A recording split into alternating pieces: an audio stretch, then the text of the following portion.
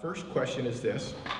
What advice would you give our students as they plan their studies and future endeavors in order to pursue a career like yours or in a related field?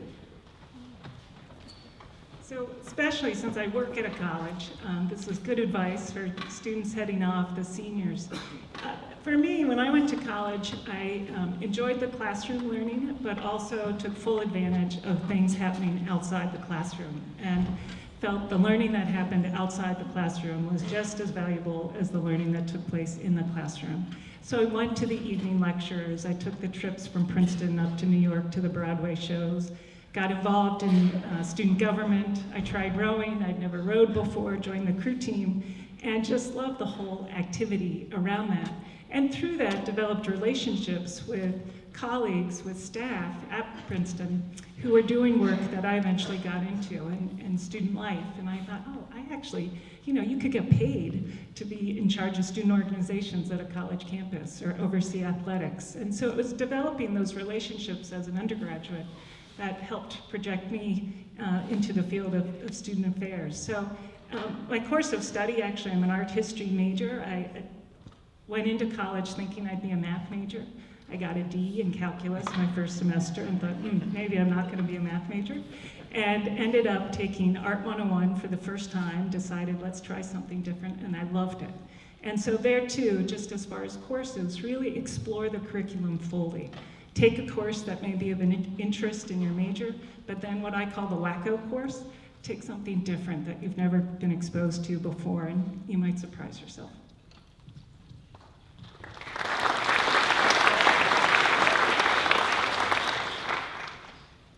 So I'm an investor, and one thing that helped me a lot is a simple thing called writing simply. I think Shady site provides a great foundation where we write analytically, but one thing that I've learned is that you're not smart if you confuse someone with SAT words when you write. You're smart if you take something that's confusing and you make it easy to understand. And an old boss of mine taught me this, and it's really been helpful to me. And I think that for what I do, which is investing, you have to boil down things to how a company works, how it makes money, does it make sense to invest in it? And if you can write clearly, it means you're thinking clearly. And so just pay attention to whenever you do take this beautiful base of writing that you learn here. The next level is communicating simply. So I think that's what I'd like to pass on for today.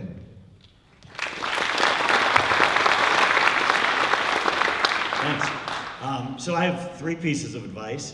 The first is that I suggest for any career that you go into that you do as much as you can to bring your whole true and authentic self to an interview, to the company, and you embrace your differences, you embrace your identities, you embrace what you like, what you dislike, what motivates you, because companies like ours and others spend millions and millions of dollars trying through HR to figure that out about you. So the more you can help us do it, as opposed to telling us what you think we want to hear, or presenting what you think an investment banker should look or sound like, or what you think a tech person should be presenting themselves, the more you bring your authentic self to the table, I think the better the experience is going to be for you and for us as your employer. The second piece of advice has to do with finding purpose in everything that you do, even right out of college or graduate school or wherever you go. Many of us grew up in the model that was called the learn, earn, and return model, which was you spend a third of your life learning, a third earning, and a third returning, or giving back to things that you really were passionate or cared about. The nice thing about millennials and your generation, whatever we get to call you, is that that's being collapsed, and you now are able to do all 3 for your whole career.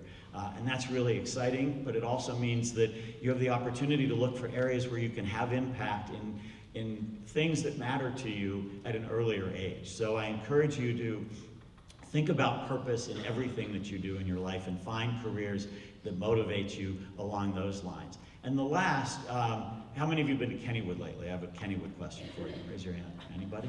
It's still there, I hope. When I was there, there was a ride that you got in a car and you got to drive around this track, and it felt like you really, were in control of what you were doing. You developed some confidence, but the reality was there was a track that ran under it, and you could only go about 2 or 4 feet in either direction off of the track. And for all of you at Shady Side, what you have already in your life are what we would call success rails. And these are rails that keep you on a path towards success in whatever you want to do in life. They're your friends, they're your parents, they're your family, they're your teachers, they're the things that you're going to learn and experience, and you're going to continue to develop those rails in life and have even more of those. And so I would encourage you to acknowledge those, to take advantage of them, to use them, but most importantly to realize that almost everyone else in this country does not have those same success rails. And one of the greatest things that I think you can do is not only take advantage of your rails, but help build those for other people. Because I think that's where I'm spending my philanthropic time and money these days, and I wish I had done that a little bit earlier too. So those are my 3 points of guidance for this question.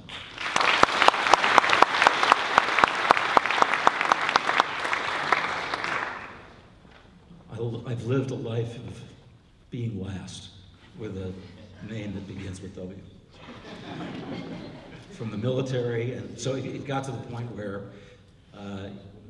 in my banking career, when I was telling people what their compensation was going to be, I purposefully started at the back of the alphabet and worked my way forward so that I kind of got even for all that had befallen me over the course of my life. So some great comments by the other panelists. And I would say I have the privilege of hosting, or try to host, the Shady Side Alumni Gathering in New York City every year. 80, 90 people, Tom, show up for that event. It's pretty impressive. And they get tired of hearing me say what I'm going to tell you all, which is that this place is the game changer. It's about the rails that were just mentioned. It gives you the power to reason, it gives you the power to communicate, it gives you the discipline to execute on what life asks you to do day after day. As Bill Gates says, it's about showing up. So when I got to Middlebury College, there was this little alarm bell that went off in my head at 6:30 or 7 o'clock at night after football practice that forced me to crack a book and stick my nose in it and not pull it out until I'd finished. And that was a discipline that I learned right here on this campus between 1962 and 1966. You all are being exposed, I'm sure, to that same culture, that same level of rigor, that same training in numeracy and communication that will empower you throughout the rest of your lives. So make the best of it. It is a privilege that is something I will cherish all my life. I'm so delighted to be part of the Academy now in some, at least, official fashion, and really thank you all for the opportunity to come up and address this group. You're our future great group of people, I'm sure, and good luck.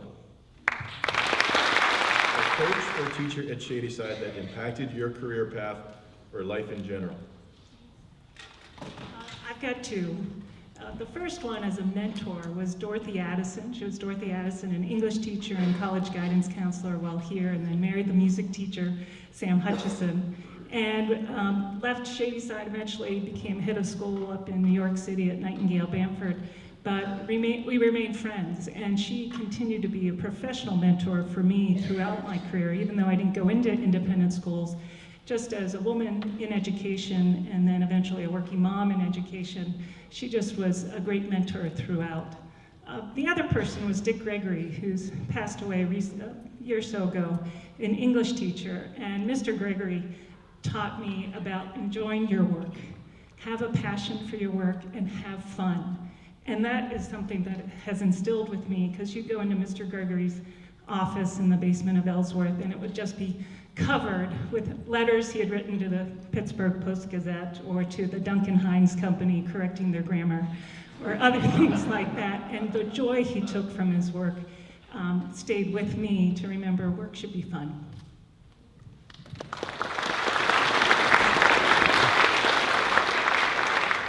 I have two as well. The first is Mr. Nivola, because he introduced me to jazz music. Minor ninth chords, 13th chords really opened my eyes to a lot of things, and he always encouraged me and made me feel like I was better than I actually was, which was it's a very good skill, actually. And I would say the second is Mr. Hendershot. I see you, Mr. Hendershot. Mr. Hendershot, because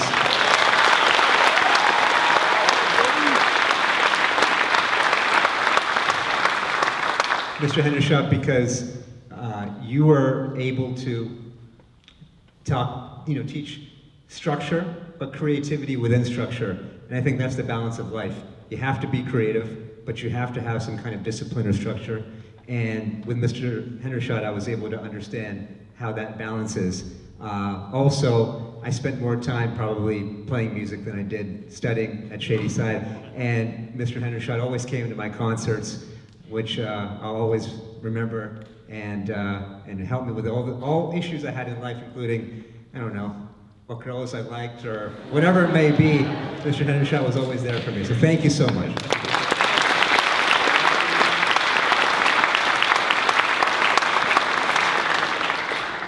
Well, I have three as well, because I can remember things in threes, and it would be Sarah Eldridge, Bill McConnell, and of course, Buddy Hendershot. So I'll tell you what they share in common.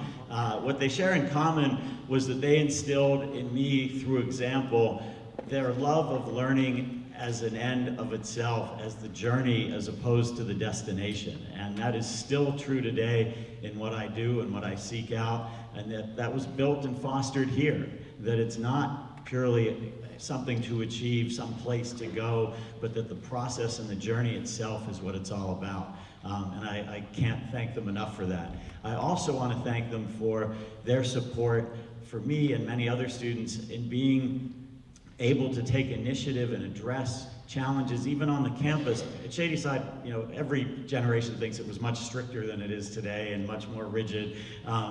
But it feels like the curriculum's pretty tight and pretty heavy, but when there was something that wasn't here that we identified, teachers like Mr. Hendershot and Sarah Eldridge encouraged us to change and make something new. So for example, a few friends of mine and I with Sarah Eldridge recreated the speech and debate team, which I hear is now doing really well, but when we were on campus it didn't exist. And so we said we should do that. And that happened because of their support.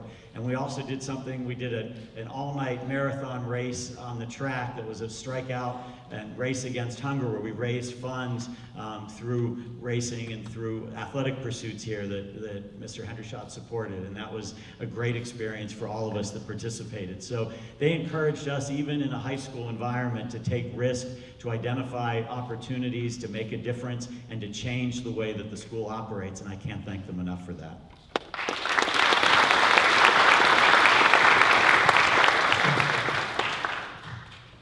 So I think I have a really goofy answer to this question. I can't distinguish among the teachers here that impacted me. I remember them all. I mean, if you asked me who my math teacher was in my junior year here, I could tell you who it was. I remember Mr. Thorpe, who taught me geometry my sophomore year.